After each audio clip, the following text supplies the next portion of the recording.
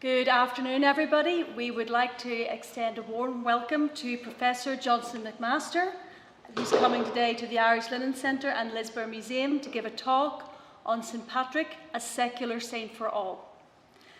Professor McMaster is a senior researcher, writer and educator with the Ethical and Shared Remembering Programme 1912 to 1922 through the Junction, Derry, Londonderry. Professor McMaster, thank you.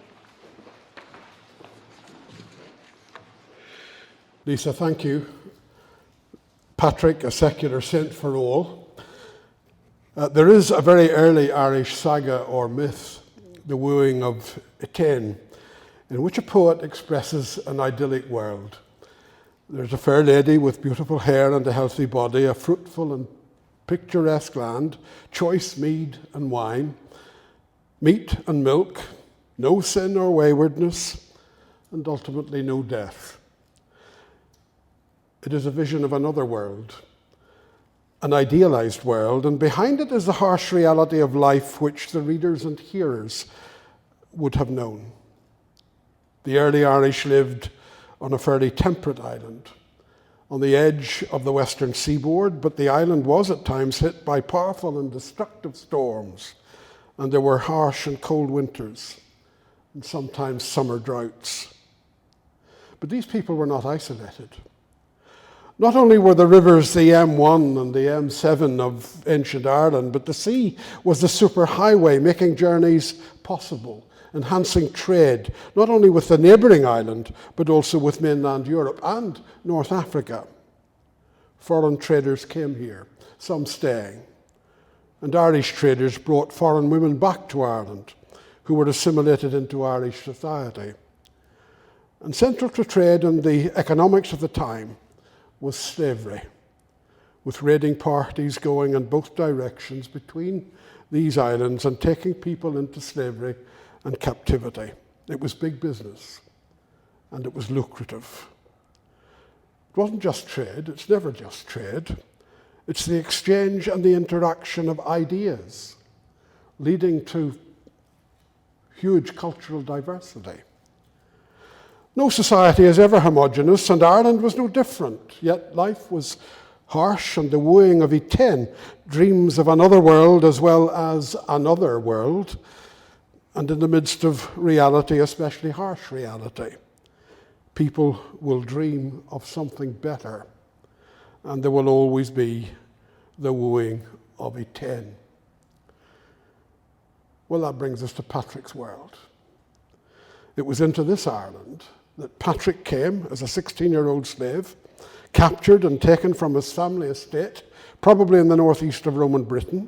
The trauma experienced by a teenager snatched out of his world of family and culture, as experienced by every slave, is unimaginable. After a time, he made his escape from Ireland and he travelled back home. Some years pass when Patrick in France or Britain undertakes theological and religious formation for a life in the church.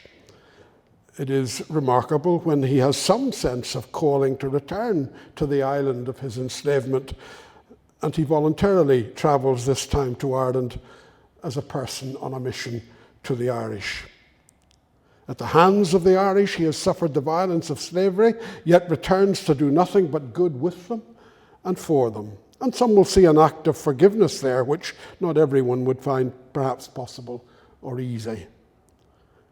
The traditional date for his return to Ireland is 432 CE, which has no historical basis. It's a bit of a made-up date. As is 450, which may be the more likely or closer. We don't know. We know very little, in a sense, about Patrick, which is probably why he's been reinvented hundreds of times in Ireland and wherever the Irish diaspora are found. And looking for the historical Patrick is a difficult, maybe an impossible task. But we do have two historical documents that are not strictly biographical, but they provide us with insights, rich insights into some aspects of his character and personality. In terms of history, we have one piece of historical information, all the more precious because it is only one reliable, authentic line. Prosper of Aquitaine in his Chronicles has a line with reference to 431. Quote, "To the Irish believing in Christ, ordained by Pope Celestine, Palladius is sent as their first bishop." Prosper was not only a contemporary, but was involved in this piece of activity that brought a Bishop Palladius to the Irish who believe. And this is before Patrick ever arrives in Ireland. And it deconstructs, I suppose, one of our big pieces of fiction that Patrick brought Christianity to Ireland. What Prosper is saying and implying is that 431, there already were enough Irish Christians to require a bishop, and that there was also a community sufficiently organised to request a bishop and to communicate their request to Rome. Furthermore, these Irish who already believed might be described as native Gaels. We can't go much further than that without creating more fiction from Prosper's words. But that entry in his Chronicles is precious history. Christianity was in Ireland before Patrick. Patrick was not Irish, but Romano-British. He was born into Roman Britain, and the British bit does not mean British as it means today, if we do know what British means exactly today. But at the crown, the union of the crowns in 1603, King James VI of Scotland became James I of England, and he invented the word British to describe the people of his new expanded kingdom. He also invented the divine right of kings, which conveniently put him above question and demanding obedience as if God. That's power. Patrick belongs to a more ancient world, dominated by Roman imperialism, the mighty Roman Empire, which invaded Britain in 55 BCE, and was still there over 500 years later when Patrick came to Ireland. It wasn't going to be there for much longer, because the empire was about to go the way of every empire in history. Rome was about to crash out of history and become historical wreckage with all the post-imperial destruction and legacy the fall of empires bring. The Romans never got to Ireland. It was pretty close, as they did have a small army ready to cross from somewhere near Cairnryan, when there was a nasty Scots revolt. The Scots, no doubt, looking for independence, which diverted the Roman forces and spared Ireland the Roman presence and dominance. The Romans centralized everything, creating administrative structures, highly organized, so effective that the church in Britain and elsewhere in Europe shaped its dioceses around the administrative boundaries. And ecclesial governance imitated political governance. Ireland without the Romans remained decentralized, with up to 150 sub-kingdoms or tuatha, and the church structure was monastic, with the abbots and the abbesses holding the power and not the bishops.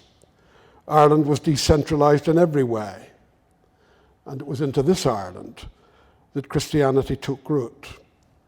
And Patrick eventually came in 450 or round about that. Now, however effective he was as a person on a mission, he never succeeded in imposing a diocesan structure on the early Irish church. And that never happened until 1101. And the Irish church would be a community monastic-based church for some 700 years. We turn to Patrick's letters or Patrick's writings. Now, there are lives of Patrick written in Armagh at different times, and some 2 or 3 centuries after Patrick returned to Ireland. And it's impossible to tell legend from fact in these letters or lives. They're certainly not in any strict sense biography, but are lives written for political purposes. In the 7th and 8th centuries, there was a battle going on in the Irish Church for primacy. Where would the ecclesial centre of power be? The contest for primacy was between Armagh and Kildare. And lives of Patrick were written in Armagh, associating the saint with Armagh and putting forward the case for Armagh to hold the primacy of the Irish Church. Well, two things worth noting. Spirituality and religion are not averse to playing politics and power games. And there are ecclesial leaders from time to time who seem to rather enjoy it. And remember too, this was the era of Christendom. And for the last almost 4 centuries, the church in Europe was already in bed with the empire and inseparable from political power. And the other thing is that the lives of Patrick are invented fiction. What Donald Trump called fake news, if you like. They were pretty good at spin in Armagh 1400 years ago. And Armagh still holds the primacy for Irish Catholics and the Church of Ireland. We do have 2 authentic documents believed to be from Patrick. There is historical consensus around this. The 2 authentic documents are Patrick's Confession and the letter to the soldiers of Caroticus. They are 2 of the most remarkable documents surviving from ancient times. It's not possible really to date them, except to say that they belong, or seem to belong, to the latter years of Patrick's life. He's been in Ireland for some time when he was forced to write these 2 documents. He didn't drive snakes out of Ireland, but he did battle over a lifetime with forces of wrong and forces of evil, which is what perhaps the snakes myth is trying to highlight. The world then had a greater appreciation, I suppose, of the power of myth and mythology than we sophisticated scientific people have, though beyond scientism now, we are recovering the power of myth to express profound truth in story form. These 2 short documents from Patrick open up windows on the world of then and into what really mattered for a remarkable person struggling with social injustices and the ambiguities within his own character and personality. He emphasizes in his confession his weakness and his sinfulness so much that there are times you want to stop him beating himself up and get over his inferiority complex.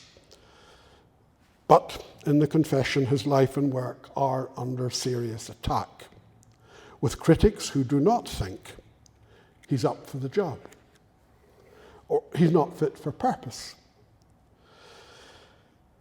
Others think he's not sufficiently well educated.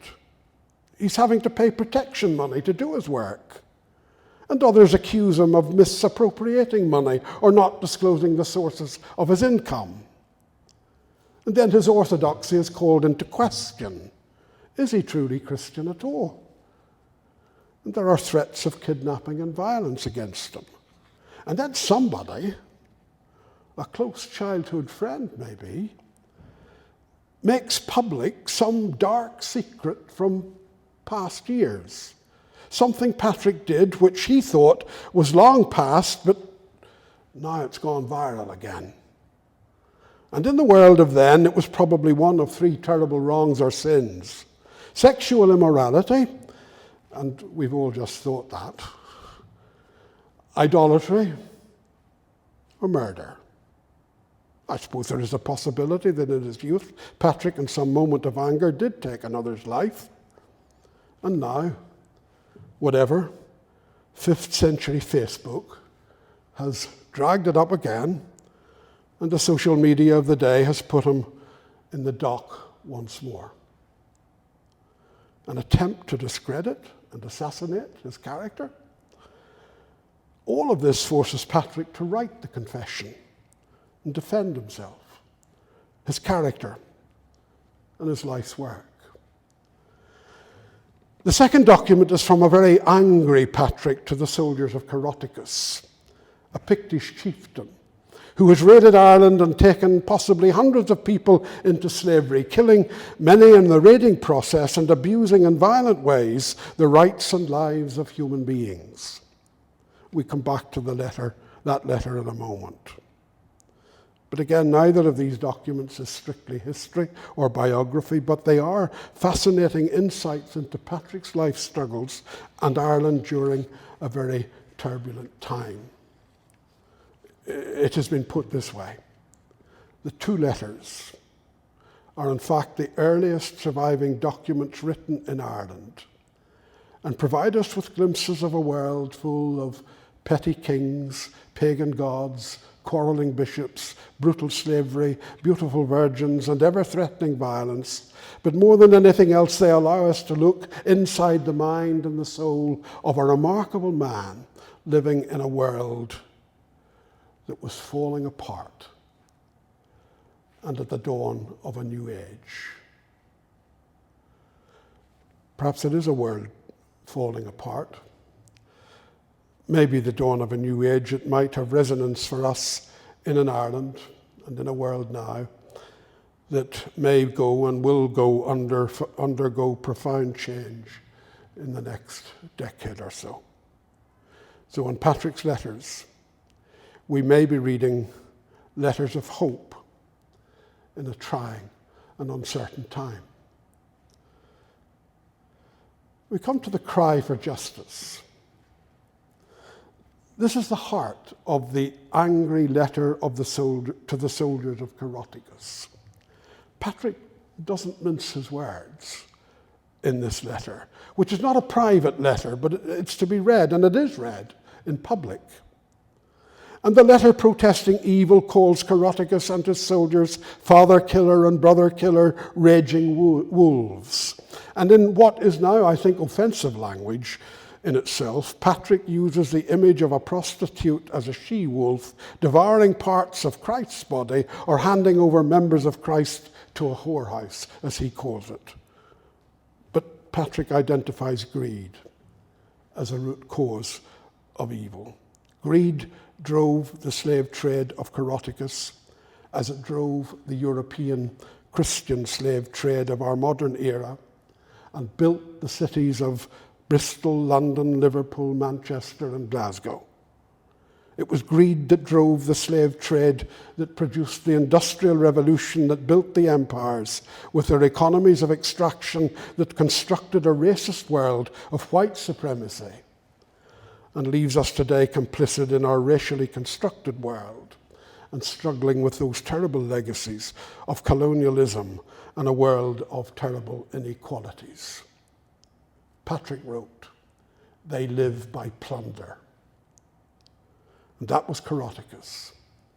And that was also every modern one of the 7 European empires, and America, and China.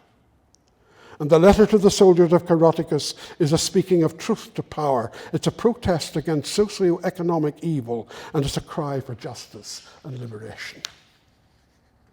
And the letter ends with a clarion call for liberation of all the enslaved. And what may surprise us in reading the end of this letter, it's a cry for the liberation of women.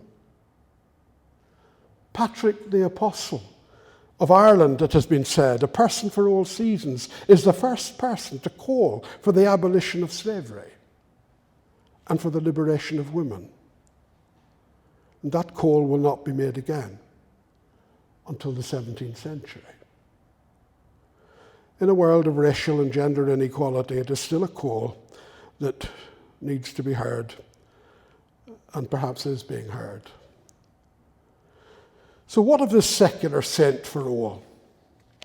There are very few saints with a universal appeal, I think, of St. Patrick. On the 17th of March, St. Patrick will be celebrated around the world and in some surprising places. In Chicago, the river turns green. And buildings in the Far East are lit up in green. My daughter lived for 10 years in Auckland, in New Zealand, and on the 17th of March each year, an entire street in Auckland was and is closed off for a day of celebration. and she enjoyed a big street party for all of the decade that she lived there. Now that did not happen on St. George's Day, St. Andrew's Day, or St. David's Day, even though there are a lot of English and Scots and Welsh in New Zealand. I think I'm correct in saying that Beijing goes green on St. Patrick's Day. Some years ago, I was in Chicago just before St. Patrick's Day. I was leaving for home on the 15th of March. And near the university where I was, there was a bakery, windows decorated with shamrocks, and a large notice that they sold Irish soda bread. Well, I couldn't resist going in to buy an Irish soda. Now, as you know, in Northern Ireland we have soda farls, and in West Cork, where I lived for a while, they have soda bannocks. And what I bought as Irish soda bread in Chicago looked like neither. I don't know what it was, but having bought it, I ate it. Patrick has universal appeal. On St. Patrick's Day, all our political leaders for a number of years now think it's important to be in Washington. And a shadow government stays put in Dublin as the key cabinet ministers travel to different parts of the world around St. Patrick's Day on trade missions. St. Patrick is a secular saint for all. Called St. Patrick, you don't have to be a Christian or even religious to celebrate him. Hopefully, on the other side of COVID-19, where hopefully we are now, there will be a return in towns and communities across Ireland to parades and dressing up, and lorries and trailers decorated and prizes for the best on parade. Who is the Patrick being celebrated? Well, he's been reinvented many times during the century since he returned to Ireland. There will be religious services, street parties, parades, and he is good for trade and business. Is he a religious saint, a cultural icon, even for some a nationalist icon? He's been described as a person for all seasons. I'm describing him as a secular saint because I think in some way this is the great paradox about Patrick. He holds together the secular and the sacred. He's very much alive in our secular world, and there is a person, and is there as a person of faith and deep faith values. But secular means the separation of church and state, religion and politics. And this was not the case when Patrick lived and walked these parts. It is now in our Western world, in Europe, in the UK, and in Ireland in the 21st century. In that sense, our world and St. Patrick's world are completely different.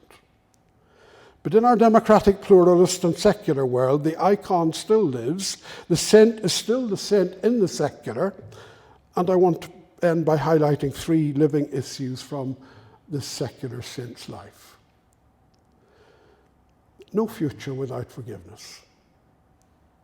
Now, they're not Patrick's words, but the title of a book written by the late Archbishop Desmond Tutu, another remarkable secular saint.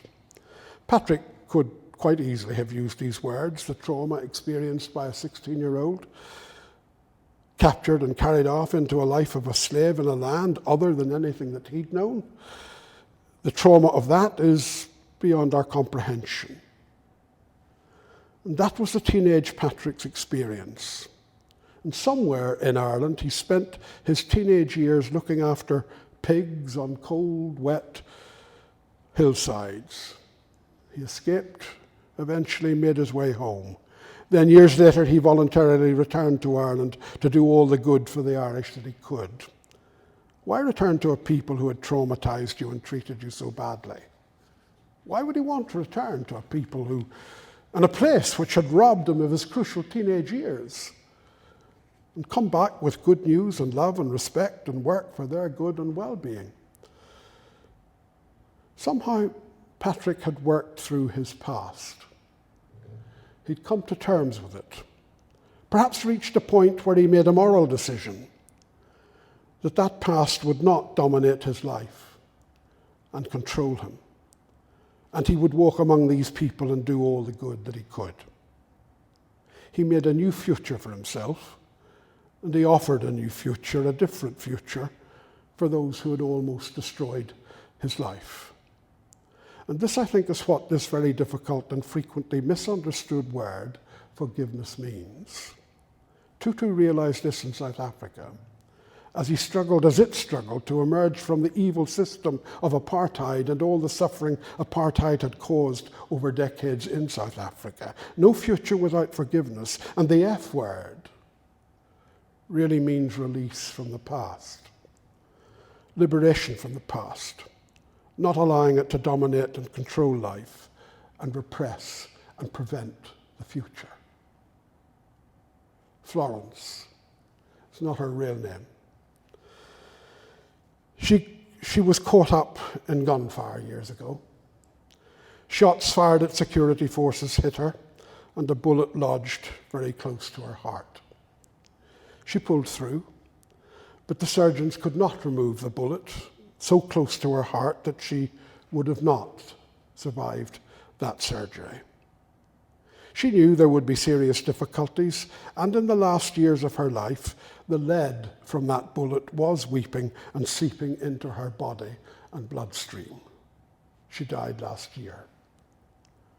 But she had long decided that those who had almost taken her life and destroyed so much of her quality of life would not dominate or control her life. The past would not shape her being. Anger, bitterness, and vengeance would not be the controlling factors. And for the rest of her life, she worked tirelessly for improved community relations and peace and reconciliation. And that good that she chose to do was in her local community. She carved out her liberated future, and she helped others to a different and to a better future. And as with Patrick and Desmond Tutu in South Africa, that perhaps is forgiveness, and there is no future without it. Welcoming the stranger. Ireland's patron saint was not Irish. The most famous Irish person in the world was not one of us. But then what does one of us mean? Patrick came from elsewhere. He was Romano-British, and as we've already noticed, British doesn't mean what we think it means now. His father and his grandfather's names in the confession are Latin, the language of the Roman Empire. The empire, we noted, never reached Ireland. Coins, artifacts, trading goods have been unearthed in Ireland, but the Roman Empire never colonized Ireland. And Patrick came from that Roman world, by violent force removed from it and enslaved in Ireland. A foreigner, if you like, has now become more Irish than the Irish. More Irish than the Northern Irish, if you want to put it that way. We have welcomed the stranger, but we need to be careful about our language. We're using the language of modern and conflicted identity politics to make Patrick into one of us. At the same time, initially, he didn't choose to be here. He did return voluntarily, but he was still a stranger in a strange land. And thousands of people have ended up on this island like Patrick. We describe them as migrants or refugees. And sometimes they're welcomed and sometimes they're not. And like Patrick, they too do not choose to be here. They've been forced here by war, by violence, economic necessity. And now, in the future, very likely, fleeing the worst effects of climate change. Meanwhile, in our society, race hate crime is overtaking sectarian hate crime. Patrick came here from somewhere else. So did most of us. We've either forgotten that or have never known the story. My ancestry is a mix of Scottish, Cornish, and Italian, and that's as far as I know. Like those very old skulls that have been dug up on Rathlin Island. They're from a number of thousands of years ago. Their line goes back. And this is interesting, given what's going on at the present. The line goes back to Kiev in modern Ukraine. My people were on the move, part of human migration, and I suppose that some people, your people, were too. We are Homo sapiens, going back 200,000 years. And beyond that, we came out of Africa. We're really Homo migratio. Humans have always been moving for all sorts of reasons, and so too have non-human creatures. Migration is a constant of life, and it's essential and indispensable for sustained communal well-being. We all move from somewhere to here. And two of us in our family histories do not have those who left here for different reasons and have made a life for themselves elsewhere. We gloss their movement by calling them expats, but really, they're migrants. Homo migratio. And so it will continue, and so it will go on. In 1878, a young man left a small town in Polish Russia and ended up in Hartlepool and wandered around Yorkshire as a peddler. He came to Leeds and he got a job with a group who employed refugees. Twice a week he set up his little trestle table. And then he got a stall in the covered Leeds market selling nails and screws and pins and needles.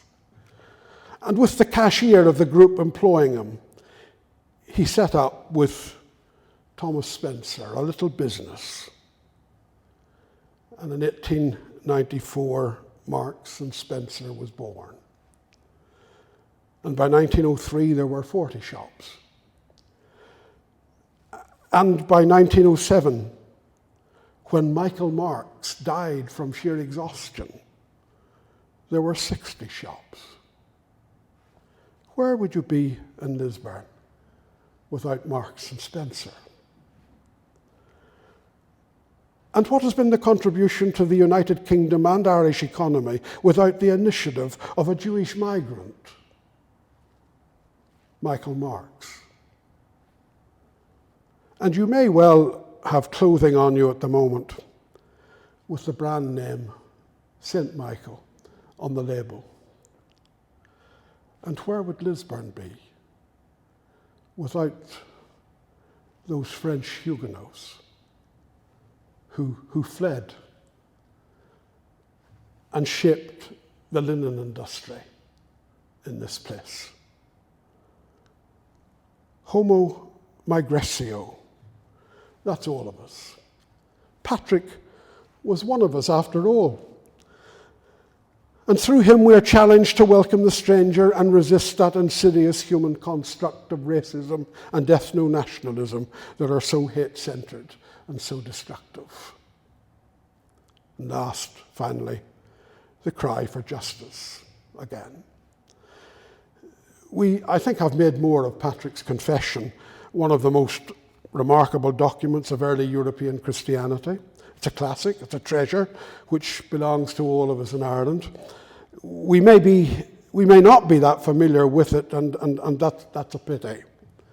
But classic and treasure that the Confession is, I suspect we know even less of Patrick's letter to the soldiers of Caroticus.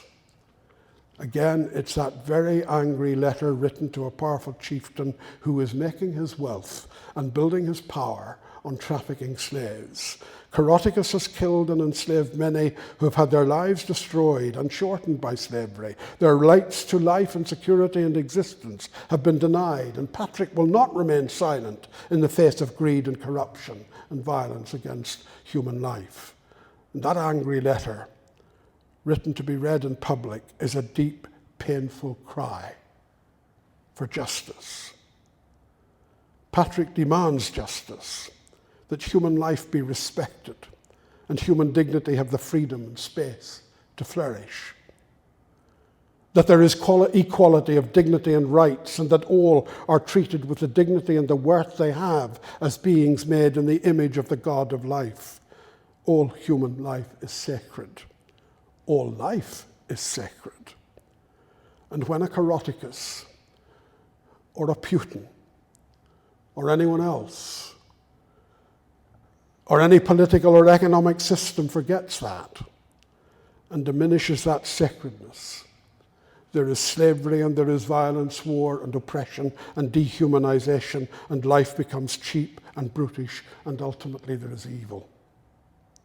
Patrick's cry for justice still needs to be heard. Here in Northern Ireland, 250,000 people live in absolute poverty. 17% of them are children. Nearly 1 in 4 live in absolute poverty. In the Republic of Ireland, 630,000, 1 in 8 people live below the poverty line. 26% of them are children. These are justice issues. And the angry cry for justice from Patrick needs to be heard. 7 years ago, a court found that the Northern Ireland Executive not having an anti-poverty strategy was unlawful. And 7 years later, we still don't have an anti-poverty strategy. The cry for justice. Patrick called for an end to slavery. The first voice, I suppose, in Ireland to do so. Slavery became a European profitable trade as 500 years of European imperial power dominated the planet, and Africa in particular. It was also known as the European Christian slave trade because the church was bound up with it. And after Patrick, the next voice from this island to oppose the call for an end to slavery was Daniel O'Connell, better known for bringing through the House of Commons Catholic emancipation in Ireland and in Britain, and the emancipation also for Jews. And O'Connell also opposed slavery in the House of Commons, and he was the key speaker at the launch of the big drive at a rally in London to abolish slavery, and which eventually did lead to the abolition of slavery. And we are still living with the fallout of slavery and struggling with the institutionalized racism that is part of it. And Patrick's cry for justice still needs to be heard. At the end of his confession, Patrick was advocating for a fairer and more equal treatment of women. In modern terms, he was opposed to misogyny, the hatred of women, sexism, or the domination of women, and he was opposed to violence against women. In his confession, Patrick was well ahead of his time. And the levels of violence against women north and south are disturbing, and they're frightening. You still remember Aisling Murphy, the young teacher running along the canal bank in Tullamore, County Offaly, when she was attacked and murdered? And attacks against women have taken place since then. And like the fatal attack on Aisling, they're taking place in broad daylight. What is wrong in our society? And what do we men need to look at in ourselves and in the culture? And what is Patrick saying? And where is his cry coming from today for justice? Patrick is a secular saint for all. He stands in that world of the sacred secular, which is not two worlds, a dualistic system, but one world. And social justice and the cry for social justice is St. Patrick's passionate concern. And what makes him stand out? Happy St. Patrick's Day needs to be happy for all.